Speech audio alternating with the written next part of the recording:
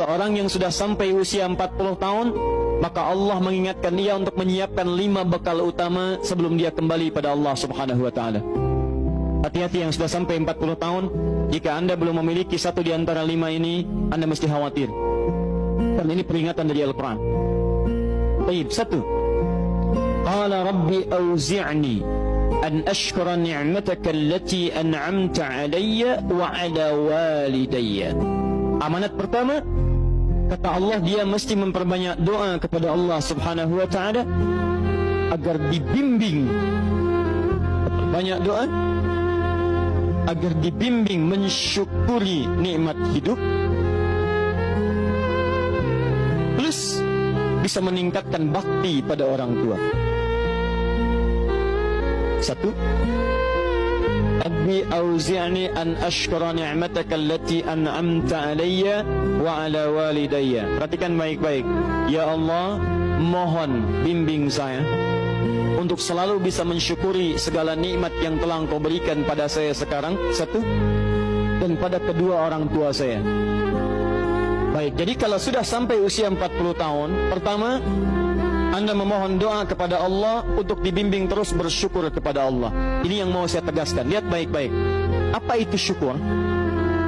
Tidak ada makna lain dari syukur yang tertuang dalam Al-Quran dan hadis kecuali ungkapan kebahagiaan atas nikmat yang Allah berikan kepada kita dengan cara menggunakan nikmat itu sesuai dengan fungsi yang telah Allah tetapkan. Misal, kita akan bersyukur dengan nikmat penglihatan mata. Anda diberikan 40 tahun dalam hidup, mata masih bisa melihat. Bagaimana mensyukuri nikmat mata? Kalau Anda ingin syukuri nikmat mata, maka yang paling singkat, gunakan nikmat mata ini sesuai dengan peruntukan yang telah Allah tetapkan. Fungsi yang telah Allah tetapkan. Apa fungsi mata? Masih ingat? Melihat yang baik-baik. Quran surah ke-24 ayat 30 untuk laki-laki, ayat 31 untuk perempuan. Qul lil mu'minina yaghuddu min absarihim. Katakan pada pria-pria yang merasa punya iman. Dengan iman itu dia yakin dengan akhirat. Wabil akhirati hum yuqinun. Karena yakin dengan akhirat dia sadar akan pulang dan dia tahu nikmat matanya akan ditanya oleh Allah Subhanahu wa taala.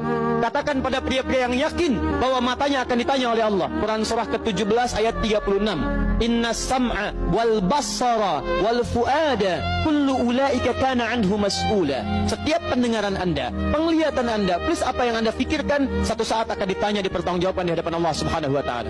Karena itu kata Allah, katakan pada orang-orang yang yakin dengan itu semua, yaghuddu min absarihim, matanya hanya boleh melihat yang baik-baik saja. Yang tidak baik palingkan. Ibu juga sama, ayat 31-nya. Wa kullil mu'minati yaghdudna min absarihinna. Katakan pada perempuan yang merasa yakin dengan Allah, yakin akan pulang, yakin akan ditanya, matanya hanya boleh melihat yang baik-baik saja menurut Allah. Yang tidak baik palingkan. Di ghaddul basar itu bukan nggak boleh lihat, Pak. Ghaddul basar itu silahkan lihat, tapi ketika yang dilihat tidak baik menurut Allah, maka palingkan dari itu semua. Ini tidak tepat, teman-teman sekalian. Anda hanya mengucapkan alhamdulillah ya, sampai sekarang penglihatan masih baik. Belum cukup. Baik itu dipakai lihat apa? Penglihatannya baik, tapi masalahnya yang dilihat baik tidak. Itu poinnya. Maaf, ada anak usia 4 tahun, Bu, Pak, tidak bisa melihat. Dalam tidak bisa melihatnya, dia masih mau menghafal Al-Quran. Namanya Mu'af. Tinggalnya di Asyut, adanya di Kaira, negaranya Mesir. Matanya nggak bisa lihat, tapi dia sampaikan pada bapaknya, Pak, saya ingin menghafal Quran. Saya ingin menghafal Quran. Kata bapaknya, kamu yakin? Saya yakin. Baik, keluarga sederhana, punya cuman motor yang sangat luar biasa tidak bagusnya. Dimodifikasi dashboardnya, menempuh jarak kisaran 20 km. Datang pada syekhnya, bapaknya kemudian membonceng, muadnya di belakang. Teman-teman sekalian, setiap berangkat datang pada syekh, dapat hafalan baru, bapaknya tulis ayatnya, disimpan di dashboardnya. Di jalan lihat ke sini, lihat ke jalan, lihat ke sini, lihat ke jalan. Mu'adz bacakan ayatnya, bapaknya mendengarnya. Secara singkat, tiba-tiba setelah itu fasenya berakhir, jadilah anak ini hafal Quran. Yang ngantar belum hafal Quran, yang diantar nggak bisa lihat hafal Quran. saking mudahnya Al-Quran, yang nggak bisa lihat bisa hafal Quran. Tapi bapaknya dapat pahala dari transferan anaknya. Perhatikan baik-baik. Begitu dibacakan Qurannya, bagus makhrajnya, viral kisahnya. Begitu viral di Timur Tengah, datang reporter mau wawancara. Pertanyaan pertama, kalau Adinda diperkenankan oleh Allah untuk bermohon saat ini, apa yang mau dimohonkan kepada Allah? Reporter ini mengira dia akan meminta doa seperti ibunda Imam Al-Bukhari bermohon kepada Allah supaya Al-Bukhari disembuhkan dari butanya. Bu, Pak, Imam Al-Bukhari itu dulu buta. Butanya permanen. Dilahir 2 tahun ayahnya meninggal, 4 tahun buta permanen. Nanti ada satu kejadian di situ, yang dengan kejadian itu ibunya berdoa kepada Allah, anaknya menghafal Quran sampai di surat Qaf, ya, ayat ke-22. Anaknya murajaah ayat, ibunya memohon kepada Allah sambil menangis, sambil tertidur, sampai tertidur. Disitulah kemudian terjadi sesuatu yang luar biasa. Seketika Allah sembuhkan Al-Bukhari kecil, matanya bisa melihat kembali. Karena kajian kita bukan di sini, lain waktu nanti saya terangkan. Anda yang punya kitab Fathul Bari, Syarah Sahih Al-Bukhari, beli jilid pertama, kitab Muqaddimah, halaman 634, paling kiri, paragraf yang ketiga, baris 1 sampai dengan 9. Anda temukan kisahnya. Nah, reporter ini mengira, ini Mu'adz akan minta kepada Allah seperti Al-Bukhari kecil memohon kepada Allah, matanya bisa melihat lagi. Ternyata lihat baik-baik.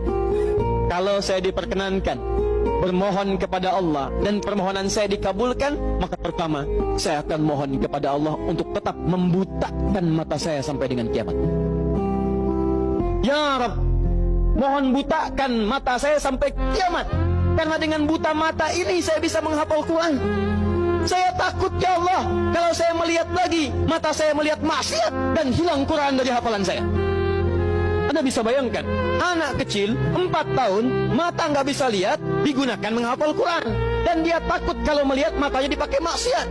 Antum dikasih 40 tahun. 40 tahun, lebih daripada 4 tahun, lebih dari 14 tahun. Anda sampai 40 tahun, dipakai mata. Dipakai apa mata Anda sampai dengan hari ini?